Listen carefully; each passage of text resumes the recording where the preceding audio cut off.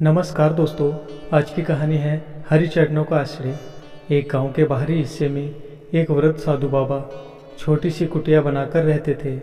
वह ठाकुर जी के परम भक्त थे। स्वभाव बहुत ही शांत और सरल। दिन रात बस एक ही कार्य था, बस ठाकुर जी के ध्यान भजन में खोए रहना। ना खाने की चिंता, ना पीने की चिंता रहती थी, तो बस एक कि ठाकुर जी की सेवा में कमी न रह जाए। भोर से पूर्व ही जाग जाते, स्नान और नित्य क्रम से निवृत्त होते ही लग जाते ठाकुर जी की सेवा में।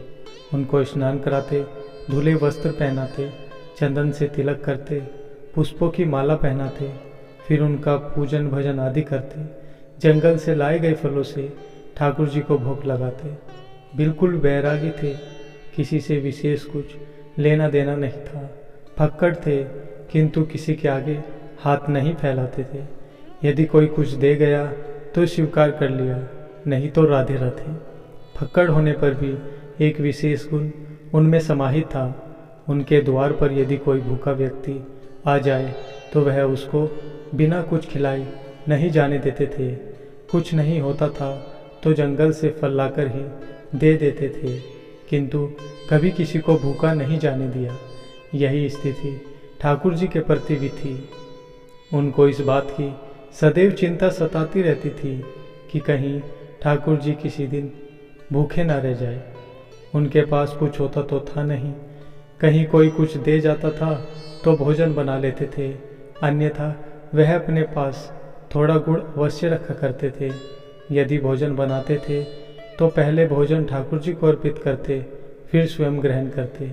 किंतु यदि कभी भोजन नहीं होता था तो गुड़ से ही काम चला लेते थे।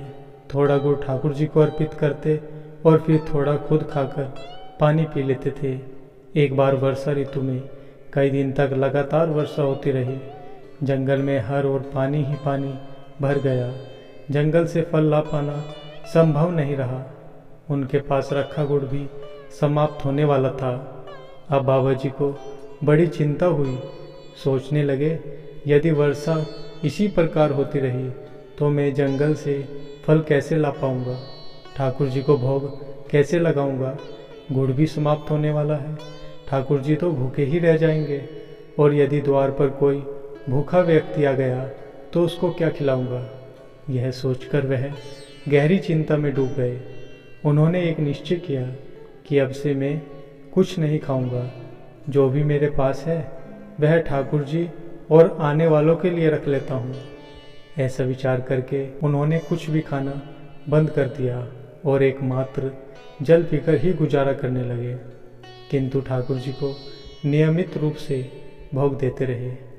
बाबा जी की भक्ति देखकर ठाकुर जी अत्यंत प्रसन्न हुए, किंतु उन्होंने उनकी परीक्षा लेने का विचार किया।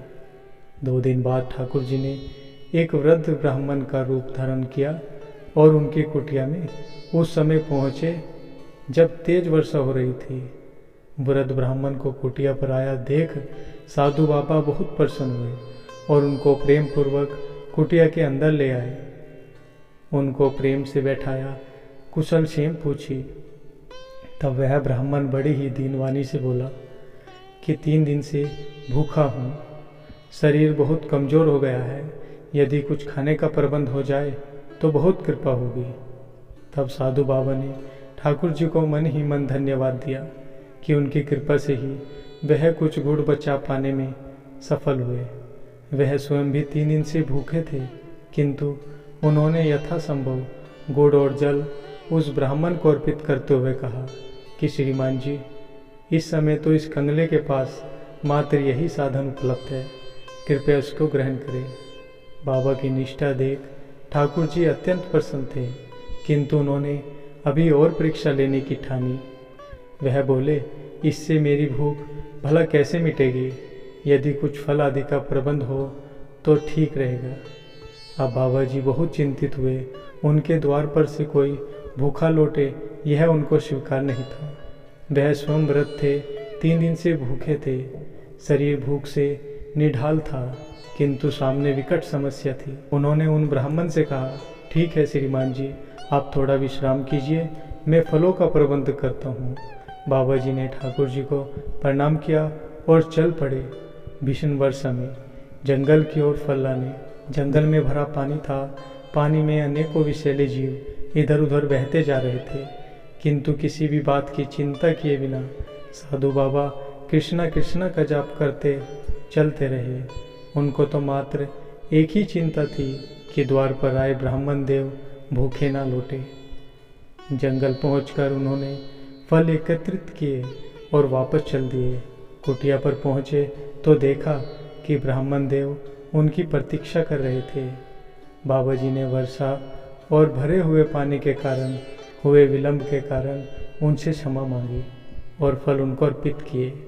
वह वृद्ध ब्राह्मण बोला, बाबा जी आप भी तो ग्रहण कीजिए। किंतु वह बाबा जी बोले, क्षमा करें श्रीमान जी, मैं अपने ठाकुर जी को अर्पित किए बिना कुछ भी ग्रहण नहीं करता। यह फल मैं आपके लिए लेकर आया हूँ। मैंने इनका भोग ठाकुर जी को नहीं लगाया है। तब वह ब्राह्मण बोला, ऐसा क्यों कह रहे हैं आप? ठाकुर जी को तो आपने अभी ही फल अर्पित किए हैं। बाबा बोले, अरे ब्राह्मण देव क्यों परिहास कर रहे हैं? मैंने कब अर्पित किए ठाकुर जी को फल? तब ब्राह्मण देव बोले, अरे यदि मुझ पर विश्वास नहीं तो जाकर देख लो अपने ठाकुर जी को, वह तो तुम्हारे द्वारा दिए फलों को प्रेम पूर्वक खा रहे हैं। ब्राह्मण देव की बात सुनकर बाबा जी ने जाकर देखा तो वह सभी फल ठाकुर जी के सम्मुख रखे थे जो उन्होंने ब्राह्मण देव को अर्पित किए थे। वह तुरंत बाहर आए और आकर ब्राह्मण देव के पैरों में पड़ गए और बोले, कृपया बताएं आप कौन हैं? यह सुनकर श्री हरि वहाँ प्रत्यक्ष प्रकट हो गए। ठाकुर जी को देख वह वृद्ध बाबा अपनी सुध बुध खो बैठे। बस ठाकुर जी के चरणों से ऐसे लिपटे मानो प्रेम का झरना बह निकला हो। आंखों से अश्रुओं की धारा ऐसे बहे जा रही थी जैसे कुटिया में ही वर्षा होने लगी हो।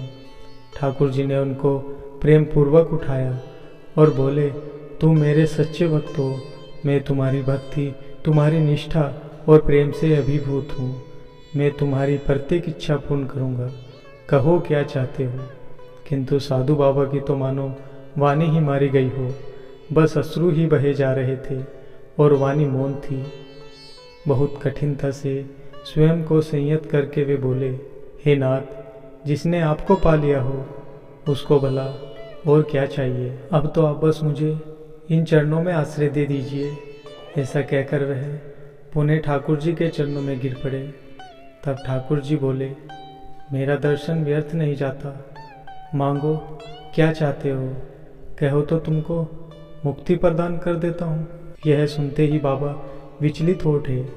तब बाबा बोले, हे श्री हरि, हे नाथ, मुझको यूँ न छलिए।